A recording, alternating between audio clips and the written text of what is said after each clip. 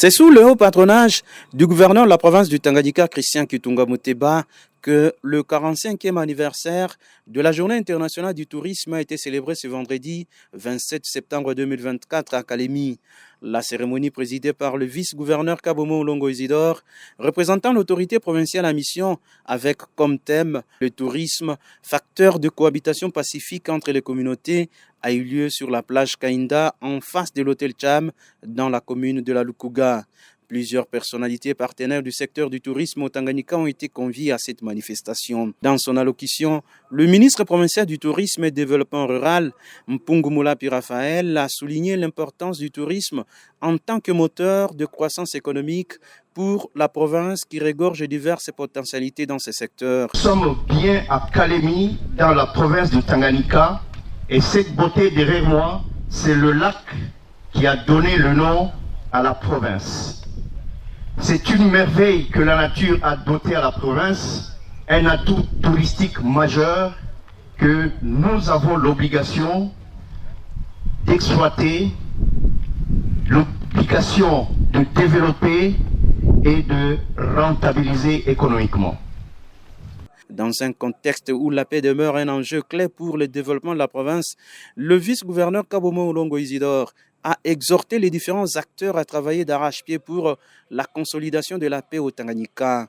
Le 27 septembre 2024, jour où le monde entier célèbre la journée internationale dédiée au tourisme, qu'il me soit permis de rendre hommage le plus différent à M.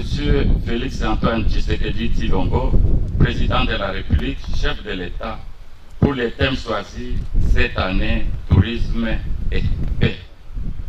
En effet, le tourisme est un véritable vecteur de la paix, car il permet le mouvement et le déplacement des personnes, mis par la volonté d'aller découvrir d'autres contrées, d'autres cultures, d'autres personnes lointaines.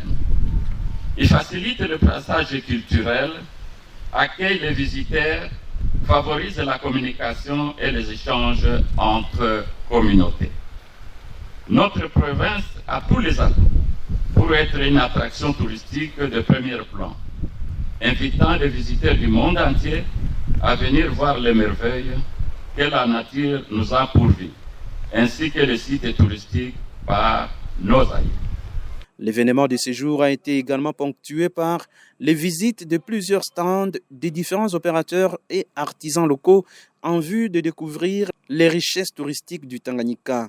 Au Tanganyika, la célébration du 45e anniversaire du tourisme s'est donc déroulée sous les signes d'espoir et du renouveau avec une volonté partagée de faire de la province une destination phare du tourisme national et international dans un climat de paix durable.